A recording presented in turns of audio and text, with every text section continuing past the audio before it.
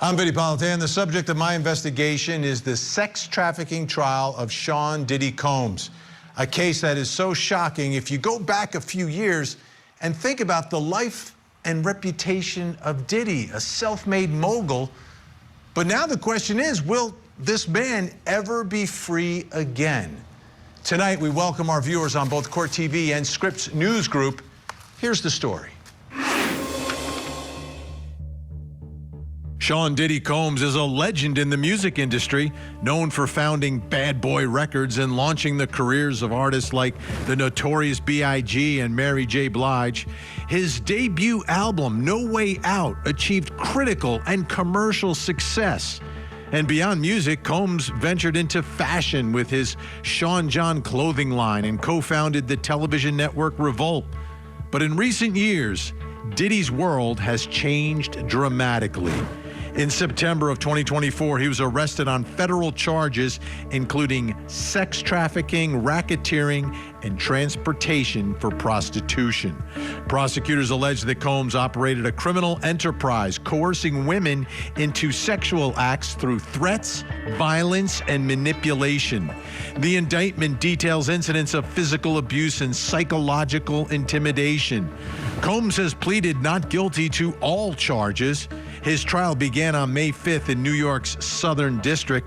Testimony has included accounts from former assistants and associates describing alleged abusive behavior and coercive practices. Sean Diddy Combs remains in custody at the Metropolitan Detention Center in Brooklyn. His bail was denied due to concerns of potential witness tampering. If convicted, Sean Diddy Combs faces a possible life sentence. Think about that last line, potential life sentence, for a man who was living the life that he was living. Not only hundreds of millions of dollars in fame, but he ran with some of the biggest celebrities in the world, like Jay-Z. Well, here's Suge Knight, was a celebrity, but he's in prison as well. Biggie Small, Snoop Dogg, you've got Ashton Kutcher, Demi Moore, the famous white parties. Everybody wanted to, there's the mayor of New York City. Everyone wanted to be associated with Diddy. And now here we are.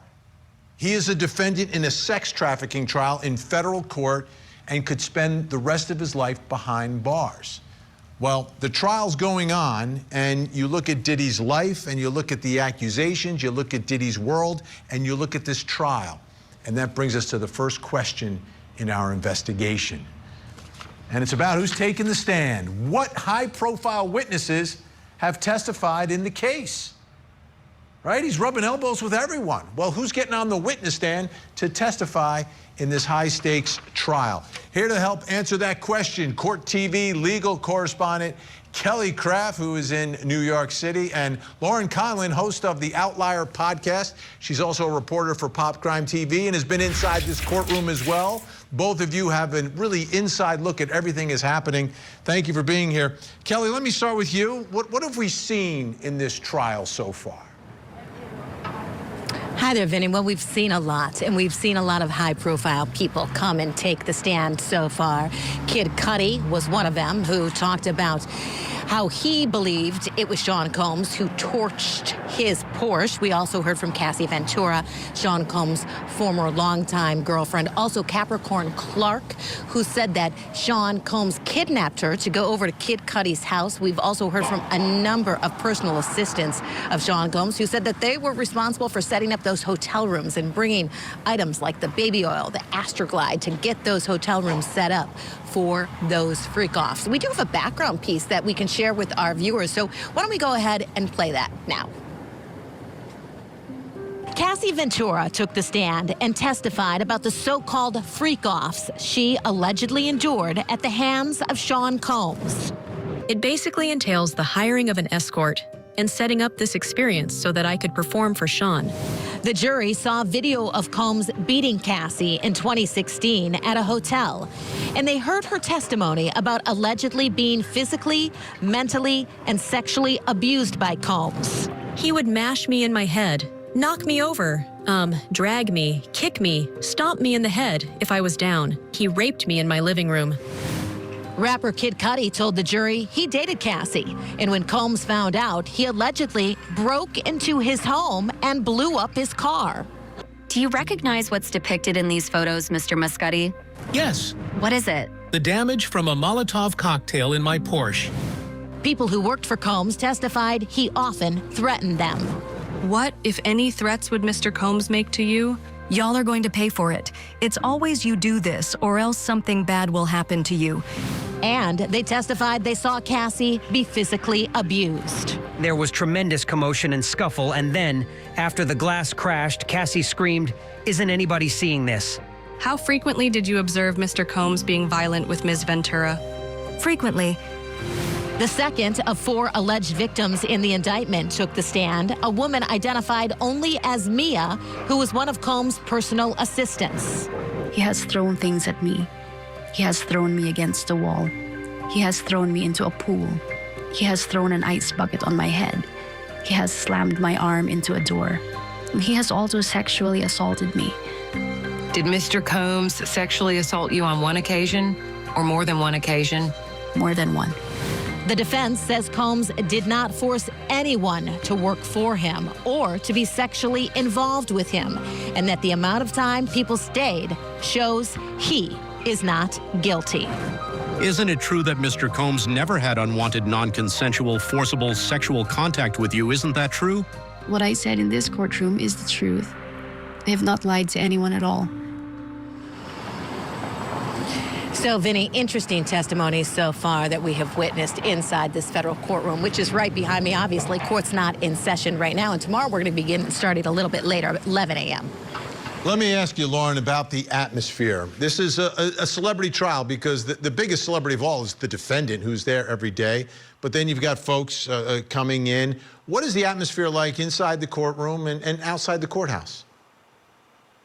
Well, Vinny, it's pretty much a circus, I have to say. We line up, the press starts lining up pretty much around 6 a.m. if you want a spot in the actual courtroom. There are also spots for the members of the public as well. There's only 14 spots for them, so a bit less. So they get there a little bit earlier, and tensions are high. And just yesterday inside the courtroom, there's this woman that has been coming to court every day. She was the first one on the list for the public. And she's inside the main courtroom before the jury gets in. They're going over some evidentiary issues, and she starts freaking out. She starts screaming that, you know, the press, Diddy, they're laughing at you. She told the federal marshal to pull out his gun. It was so ridiculous and inappropriate. So I would say tensions are pretty high, and it's pretty crazy that this man who was on top of the world, you know, you're showing all these photos of Diddy and Jay-Z and Ashton Kutcher and Demi Moore, and none of his so-called friends really are in the courtroom. You see one friend come very consistently almost every day. You see his mother, and we've seen, I would say, 3 of his sons come pretty much regularly, but that's really about it. So it's kind of surprising to see that he really doesn't have a ton of support from, again, his so-called friends. Yeah, that's amazing to put it that way, right? A guy, everyone wanted to be on the list. Everyone wanted to get close to him. Now no one wants to be near him, apparently. But Kelly, his family has been there supporting him. How would you, and the folks who are showing up, are people there trying to understand what happened here? Are they trying to get a glimpse of Diddy, a glimpse of Cudi and the others who are showing up? How would you describe what's happening there, the dynamic? Vinnie, a lot of the people that are showing up really do support Sean Combs just in regard to not believing the allegations. We'll hear a lot of people say things like, well, these women knew what they were getting into. They wanted to stick around. They loved being on the private jets and flying all over the world. They could have walked away at any time. You hear a lot of people have that kind of commentary. But when you're inside the courtroom, it is an interesting dynamic because Sean Combs really directs his defense counsel. And we have seen times where the defense counsel will be cross-examining the witness, and then when they think they're done, they'll look at Sean, and then Sean will give them maybe a head nod to indicate, okay, we're good here. We don't need to ask any further questions. Also, I've noticed when he has had his children inside the courtroom, he will turn around and look at his sons, in particular one of his sons, and they do head nods to one another and mouth things back and forth to one another. I haven't been able to make out exactly what they've been saying, but it's been interesting to watch that interaction as well. Yeah, also interesting in the sketches that we're seeing, Lauren, that the appearance of Diddy himself, he looks more age appropriate, looks more like me, right? His hair is getting a little more silver. What's been the most surprising thing from your perspective being inside that courtroom? Oh my goodness, that's a loaded question. I mean, there have been so many dark allegations. I just, I understand what's going on. It takes a while to lay a foundation, but I think during the first week of the trial, I just found myself really wondering if it was necessary that we needed to know every detail of this man's distorted, in my opinion, sex life.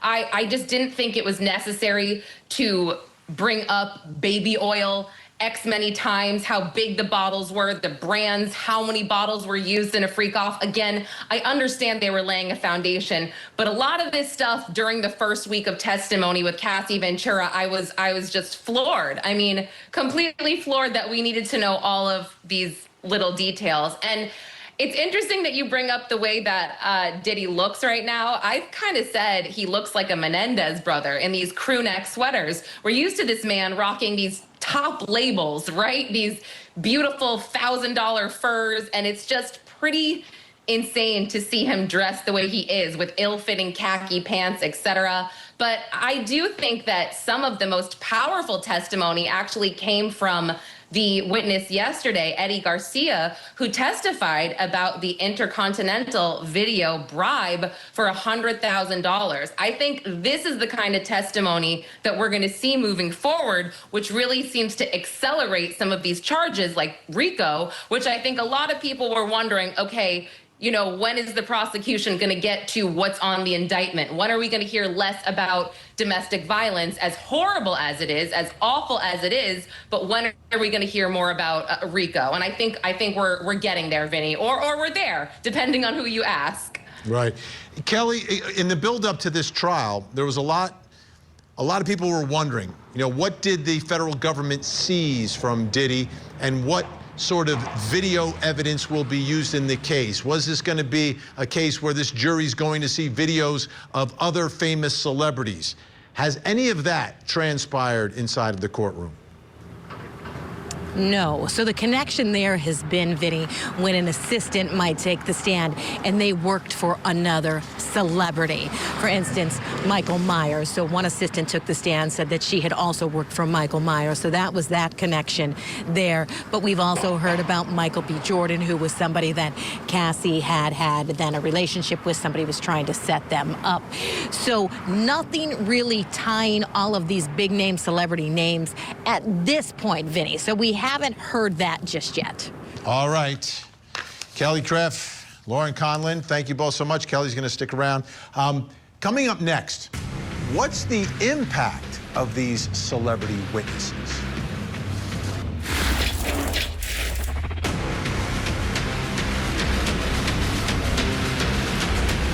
Karen Reed is in the midst of the retrial of the century. She is factually innocent. She's guilty. There's something wrong in this county. Come at me. John O'Keefe was killed by that defendant, Karen Reed. She's the victim of a corrupted investigation that was never about the truth. Another big day here at the Dedham Courthouse. Fight on. Nothing's breaking me, Matt. You'll see it all unfold right here on Court TV. The Karen Reed murder retrial. Live coverage weekday mornings, 8, 7 Central on Court TV. And when you say that Cassie was attacked, who was she attacked by? She was attacked by Sean Combs. Again, at a high level, what did you observe of that attack? He came down the stairs, screaming, belligerent, asking where his food was, and proceeded to hit her over the head and then kick and beat her on the ground in front of us. After that incident, were there any other occasions when you observed Mr. Combs being physically violent with Cassie? Yes. How frequently? Often, That's some of the testimony of Dawn Richard, who was a contestant on Diddy's reality show, Making the Band. And she has been called one of the witnesses that folks may very well recognize in this case. Now, this is a case, as you have figured out, there are no cameras inside the courtroom. So a big moment, oftentimes when you're talking about witnesses taking the stand, is folks arriving at the courthouse. In this case, the most epic arrival was by Kid Cudi. Let's take a look at this. It was a rainy day, but there he is with the cigarette. He's got the man holding the umbrella for him and makes his arrival into the courtroom. But because cameras aren't allowed inside, this is the closest you get to understanding who is testifying and how they are presenting themselves inside the courtroom. And they're celebrities, right? Kid Cudi, huge celebrity, and that brings us to the next question in our investigation. What's the impact of the celebrity witnesses? Okay? This is a celebrity defendant, and the prosecution is calling some celebrity witnesses to try to put him away for the rest of his life. Here to weigh in on our investigation, former federal prosecutor, president of the West Coast Trial Lawyers, Nima Rahmani, and media personality, artist, and actor, Headcrack, with us as well. Great to have you both here. Nima, this is like an East Coast, West Coast thing. You're out there in the West, unfortunately. Okay, let me start with you, Headcrack. The reaction and impact of these celebrities now who've been coming in to testify for prosecutors, what's the buzz? What's the buzz with Kid Cudi and others coming into the courtroom? I mean, it definitely puts it in a space of, let's just say if you have something that's on the table, it's nice, it's laid out for you, but the celebrity conversation is the decorative swizzle that makes it appetizing for everybody. I mean, people are always quick to click on things when they recognize the names that are attached to it, and it adds a lot more weight, I think, sometimes in the court of public opinion as to what's truly going on. I mean, like, all these stories that we've heard from, like, these assistants and all these other people, they've all been terrible, but for the media side of it, I think the more clicks have been going to the testimonies from people who have a little bit more names, and the fact that their stories are wild too. Yeah, wild to say the least. All right, Nima, take us inside the courtroom, a federal courtroom. We're not in L.A., so it's not, you know, you represent all these celebrities in L.A., and we're used to celebrities in courtrooms out there, but now we're in New York in federal court. What do you think the impact is of the celebrity witnesses being called by prosecutors?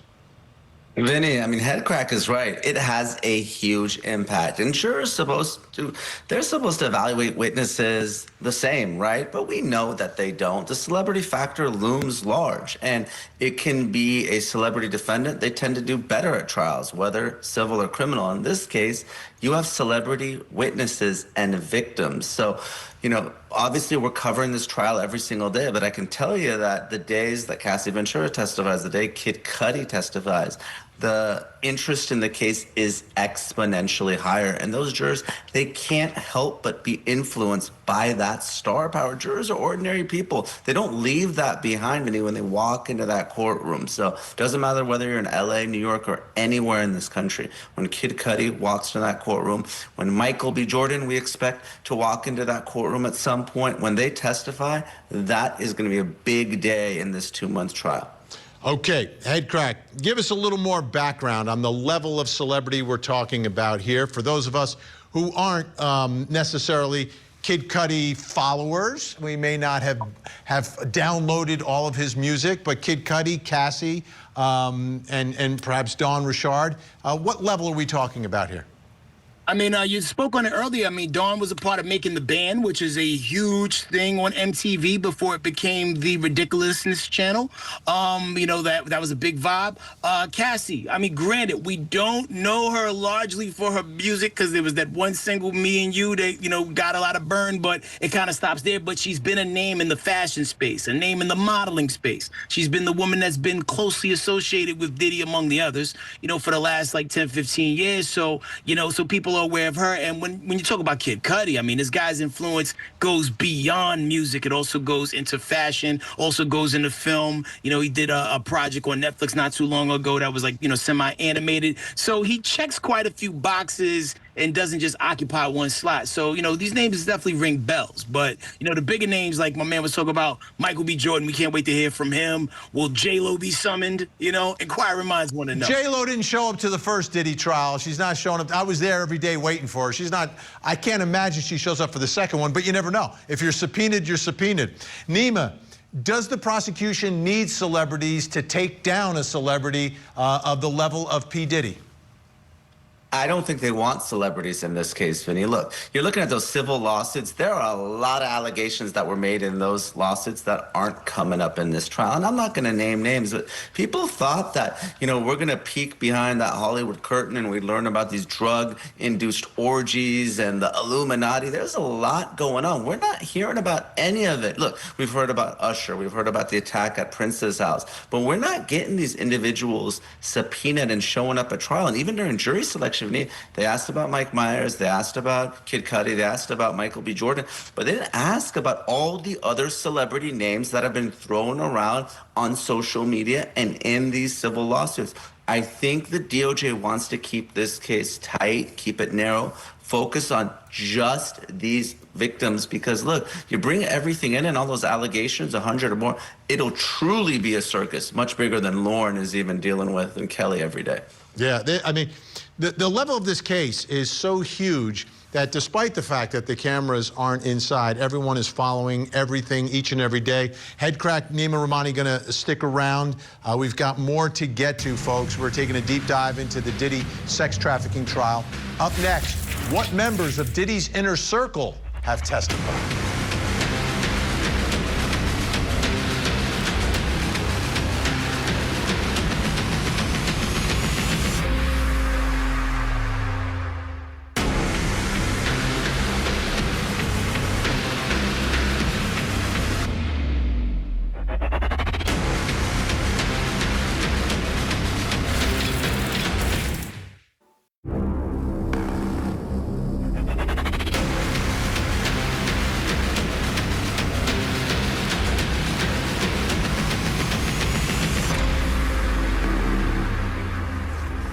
I'm Vinnie Politan. We continue our investigation of the sex trafficking trial of Sean Diddy Combs, a man who had famous friends, hundreds of millions of dollars, and was surrounded by family. Now he's locked up and fighting for his freedom in New York. It's an incredible fall from grace. And tonight, we welcome viewers on both Court TV and Scripps News Group. Take a look. Here's the story. Sean Diddy Combs, once a towering figure in hip-hop and business, is now embroiled in a federal trial in New York, facing charges of sex trafficking, racketeering, and related offenses. Arrested in September of 2024, Combs has pleaded not guilty and remains detained at the Metropolitan Detention Center in Brooklyn. The trial began on May 5th and has unveiled disturbing allegations. Prosecutors assert that Diddy operated a criminal enterprise spanning 2 decades, coercing women into drug-fueled sexual encounters, often referred to as freak-offs. Key testimony includes that of Cassie Ventura, Combs' former partner, who described years of alleged abuse, which was corroborated by surveillance footage showing Combs assaulting her in a hotel hallway. This high-profile trial has been dominating the news and social media accounts from the world of true crime and entertainment. The proceedings have been marked by intense public scrutiny and a fierce legal battle in front of the jury. If convicted, Combs faces a potential life sentence. And I remember when this story was first breaking, there were things that were happening. And the first arrest was of a man named Brendan Paul, who was an assistant of Diddy's, and was arrested March of last year, and it was a drug case. Here's some of the body cam video from that arrest, and you see him being taken into custody. And he was the alleged drug mule for Diddy. And for most of us covering this case, we're like, okay, this is the beginning. This is how you make a case, right? You get the drug mule, he faces charges, then he flips, he becomes, and then all of a sudden you make your case as you build your case through all the people who have information about Diddy by arresting them and charging them. and then forcing them to make a deal. And now we're seeing the trial play out. Well, we're not seeing it because there's no cameras, but we are certainly covering this. And it brings us to our next question about those closest to Diddy. And what members of Diddy's inner circle have testified? These are the people who are closest to Diddy, the people who may be working for him, part of his entourage or his employees. Here, still with us, Court TV legal correspondent Kelly Craft, who's in New York City, covering all this at the courthouse, and also joining us, entertainment host Holland Reed. Thank you both. I want to begin, before we start talking, I want to take a listen to Alex Miller from Scripps News Group. She's national correspondent there, explaining the testimony that we've heard from some of these employees. Vinnie, former employee after employee, taking the stand in Combs's trial, testifying to harsh work conditions and situations that often got physical or dangerous. Former assistants David James and George Kaplan testified to a grueling schedule, procuring drugs for Combs and setting up hotel rooms for freak-offs. James quit shortly after an incident where he was forced to sit with 3 guns on his lap in a car during a situation involving Combs's rival Suge Knight. Kaplan said he quit after seeing Combs get violent with Cassie Ventura and another girlfriend named Gina. Deontay Nash, a stylist for both Combs and Ventura, testified to seeing Combs beat Cassie and being assaulted by Combs himself. But the most shocking accusations thus far have come from Capricorn Clark and a woman being called Mia for protection. Clark testified to being threatened by Combs regularly during her time working for him, including on her very first day on the job. He also subjected her to lie detector tests, and she was regularly forced to work nearly 20 hours per day without meal breaks. She says she has stress-induced alopecia from her time with him. He once pushed her 30 yards, prompting her to quit.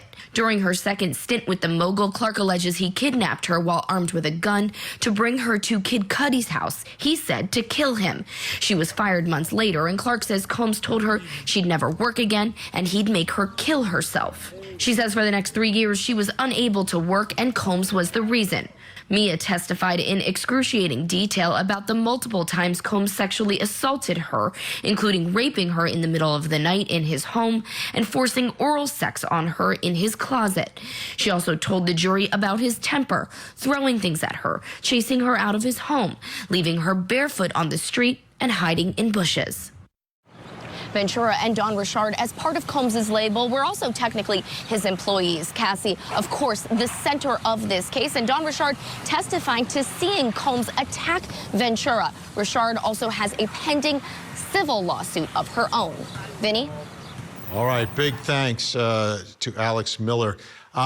Let me ask you, Kelly, this is so potentially devastating because these are the people who are very close to Diddy, the people who are working with him. What is the picture that they're painting about their relationship with Diddy?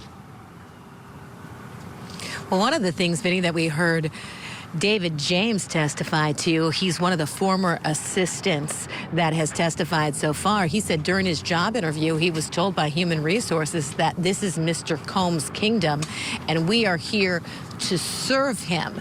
And then we also heard George Kaplan in his inner circle talking about how he would have to clean up the hotel rooms afterwards because it would be excessive oil everywhere, candle wax. So really setting up this picture by federal prosecutors that Sean Combs used his fame, his fortune, and his power to get anything that he wanted. And it was impossible, in a way, to leave him.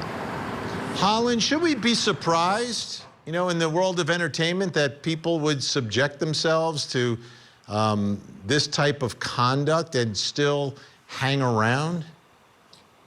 I wouldn't say surprised, Vinny. I would say it's been a part of the culture, which is why this is such a reckoning of the culture, because this is something that's been accepted for so long. I feel like there's like the who's who. We've got the chefs, we've got the assistants, we've got the bodyguards, the security guards. It's like a murder mystery. Who did it? Diddy did it. We know that, right? So now we're in this position of who's keeping silent, because I believe that inner circle that was there for all these decades have absolutely flipped, because whatever's on those tapes that the government has is exactly why they are not speaking up. They've either made plea deals or what have you. But then the people that are speaking up, that is a cultural, reckoning where it gives the credibility to the case. These people are high profile. They have they have everything to lose and nothing to gain by speaking out on this behavior. So I do absolutely full certainty believe that the silence is deafening, but also the people speaking out is a reckoning.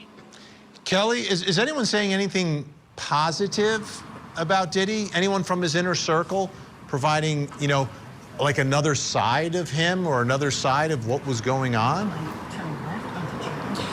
Well, Vinnie, during testimony after some of these witnesses are done, it's very clear a lot of them did not want to testify. And you'll notice when they've walked off the witness stand that they'll do the head nod to Diddy. They have expressed on the stand that they have the utmost respect for him, what he would build, how he would help out in the community. They definitely, a lot of them, in a way, in spite of the violence they witnessed, in spite of the bad behavior, they felt that he was a genius in his craft. So, Holland, how would you compare, like, we're all looking at Diddy now, and it's a much, when you say that word, different thoughts come to our mind at this point. How would you compare the before and after of Diddy's persona, his reputation, and the loyalty of the people surrounding him before and now after the charges? I see it as mask on, mask off, mask on, mask off. When you are in that much power, you have the ability to create a world, a universe that anybody will believe, because you're painting the picture because you're in power. And now that the veil has been removed from a lot of these, the story, I mean, my goodness, we've been witnessing all of the stories and subjected, I like to say a non-consensual dumping of information that a lot of us did not want to have to listen to. We're seeing that, you know what, just like an Instagram reel that people were talking about, what some of the witnesses were talking about, none of it's real. So when you unveil that, you're starting to see the mask on, mask off. This is someone that had the ability, the money, the motives, the means, the people, the inner workings of an entire system. That's what this case is about. These people that are going on the stand, they're not on trial. Diddy is on trial. This is a RICO case. Let's all go back to that. We keep going. This is about abuse. This is not about the entertainment industry, so to speak. This is about him benefiting from abuse and by any means necessary doing that. So it's mask on, mask off, and that's kind of how I see it. Kelly, is there any expectation that anyone from his inner circle is going to come in and testify for him and show us something else? Defense counsel has indicated that they have a long list of witnesses and they are going to be putting on quite the case, Vinnie. I mean, in their opening statements, defense counsel was very clear that this is a situation where we had consenting adult women that were strong, that at times were successful in their own right, and they really weren't forced to stick around at all. So defense counsel is planning a very, very vigorous defense. And of course, it's the prosecution's burden, but we do expect the defense to put on quite the case. All right, big thank you to Kelly Craft in New York and Holland Reed. Thank you so much for your insight. All right, still to come. Was Diddy's organization involved in sex trafficking? Where did you see baby oil? On the table, on the floor, on the bed, around the room. Lori Daybell, doomsday cult mom, convicted killer, and now defendant in yet another high-profile trial. She didn't really care who she hurt. This time for the attempted murder of a former family member. Just makes you sad. And again, she's representing herself. What about the same problem? Are you done? Or are you just going to keep... Will this be the final chapter in the saga of the doomsday cult mom? The Cult Mom Conspiracy Trial. Live coverage weekday mornings, only on Court TV. Any other sorts of pills? He did have ecstasy and Percocets in there as well. Were you ever asked to pick up drugs for him? I was, yes. We would be in Miami, and he told me that I had a prescription at a pharmacy for his Percocets.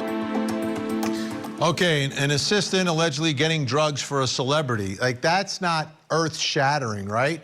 That doesn't make you go, oh my goodness, what is going on here? But that's part of the case that the government is bringing against Diddy as they try to build all of this. But it's not just drugs, it's also what everyone's been talking about, these freak-offs. Take a listen to this. Two former assistants talking about getting the hotel rooms prepared for the freak-off. Can you remind the jury what advancing hotel rooms entailed? Yeah. Advancing a hotel room, it entailed bringing his personal items in. So when he arrived at the hotel room, it was a very comfortable environment for him. For what supplies were you reimbursed differently? So they'd be more of his personal items, so things like baby oil, Astroglide, condoms, prophylactics. How were you reimbursed for those supplies? I would go to security and ask for cash out of the medicine bag. Who instructed you to pay for these sorts of things? Baby oil, lubricant, prophylactics in cash? Bonds told me to do that. What was your understanding as to why? Because Mr. Combs would review the receipts and expenses, and he did not want that stuff ran through the company. What do you remember seeing when you went into these hotel rooms after Mr. Combs finished his stay in them? Lots of empty bottles, empty Gatorade bottles, empty liquor bottles, and often baby oil. Where did you see baby oil? On the table, on the floor, on the bed, around the room. And what, if any, powder do you remember seeing in any of these hotel rooms? There was a single occasion where I came across some sort of brown, crystallized powder that I didn't know what it was, and I got rid of it. So here you have people who work for Diddy, I guess part of his organization, who are getting drugs, baby oil, cleaning up, setting up, all of that. And that brings us to the next question in our investigation. And it's about his organization. Was Diddy's organization involved in sex trafficking? Is that what their purpose was? I remember in the R. Kelly case, those are the allegations that R. Kelly set up this organization just so he could sexually abuse women. Here with us, former federal prosecutor, president of the West Coast Trial Lawyers, Nima Rahmani, and media personality, artist, and actor, Headcrack. All right, Nima, I'm always a little skeptical of the feds, right? I'm always a little skeptical. I think of RICO, I think of the mob. I think of a way of getting to the Don, getting to John Gotti, who never personally does anything. Other people do things for him. When I think of sex trafficking, I think of young boys and girls being abducted and forced as sex workers. So explain to us how this case allegedly involves RICO, racketeering, and sex trafficking. Vinny, you're right. It's typically for the mob or drug cartels or street gangs, but you can have a criminal enterprise like Bad Boy Entertainment. It just has to be one of the purposes has to be an illegal activity. And obviously, look, you have Combs as the head, and you have these other people that are doing the dirty work, literally cleaning up after these freak-offs. You have sex trafficking, you have drug trafficking, you have prostitution, you have explain the sex trafficking, though, because when you say sex trafficking, the image is we're going to the airport, we're abducting little girls and little boys at the bus station, we're throwing them in a van, and we're driving them somewhere. What's the sex trafficking that's alleged here? Sex trafficking, it's not human trafficking, and this is probably one of the biggest questions we're getting. You know, how is this sex trafficking? It doesn't mean you abduct someone and lock them up in a cage and have sex with them or make them have sex with other people. You know, you pimp them out. That's not sex trafficking. That can be human trafficking. So what is sex trafficking? Sex trafficking is just a commercial sex act, which means that there's just a benefit to Combs, or really anyone, that involves force, fraud, or coercion. That's it. You don't have to be kidnapped. You don't have to be physically moved. As long as the sex is procured, in this case, by coercion or force, that's enough, Vinny. So obviously the coercion is all the drugs that were given to Cassie. And the force is, and the coercion is also holding these freak-off tapes over her head, extorting her. And the force is, you know, all the guns, the security, right? Her being afraid of him, her being physically assaulted by him. So you can get to sex trafficking two ways pretty easily, and I think it's been proven by the government through coercion or through force. That's trafficking. Okay, hey, Craig, Nima said something really significant. He said it just has to be one of the purposes of the organization. Give us a bigger picture about Diddy's organization, what he's involved in, and what the people who are in this inner circle, the people who work for him, what they're doing, and how much of it involves baby oil and the allegations here. Well, I mean, when you look at the umbrella as a whole, I mean, the dude is in the world of entertainment. There's so many things that go into that, whether you're putting out projects, whether you're putting on events, whether you're doing promotional initiatives like he had with Vote or Die back in the day. Now, when you close the doors, you get into the personal life. I mean, when they talk about all the things that was going on at the hotels, with the cleanup and the amounts of baby oil, nothing really illegal there. You just have a freaky client that you're an assistant for. There's no crime there. But I think it paints a larger picture in totality. And, I think with some of those things that he has the influence on as it matters in the alcohol space as well as the music space, there's a lot of palms that can be greased. There was one of the things that came up about how the fingerprints in the Kid Cudi situation kind of went missing. And that doesn't typically happen normally in crimes, unless you got somebody on the inside that you slip a little bit of money to, and maybe this is something that'll come out later on down the road. But we're hearing how easy he has it getting money to people to make things go away, even if it's just for a short period of time. Let me ask you, Headcrack, any level of skepticism from the public about the level of charges here against Diddy, or are people more focused on the details of what the alleged conduct is? It's a mixed bag. I think, far and large, women are very triggered by this. Even as a man, when I watch, like how he treated Cassie in the hallway, and you just hear all these other stories from the assistants, I also get triggered by this. At one point in time, this is somebody that, as a young man, I looked up to in the aspect of business, hip hop, music, culture, because he was the American dream and was putting it on for people. And, as time goes on, you watch this person kind of fall into darkness. And I hate that component of it, and there was a part in the first couple weeks of the trial, I was convinced that he was going to walk. But as it relates to the RICO bingo card, as Anima was saying, a lot of things are getting checked off that box, and they got a steady case on the prosecution side. Let me ask you, Nima, I go back to RICO. When I remember the first RICO cases, there would be, 20 defendants, 20 different guys with a lot of vowels in their name. I can say that, I'm Italian-American. And here, there's just one defendant. Why is there only one defendant in a RICO case? Typically, Vinny, you're right. I had those same, I got the cork board in my office at the Department of Justice. I had, the head of the cartel and all the other individuals.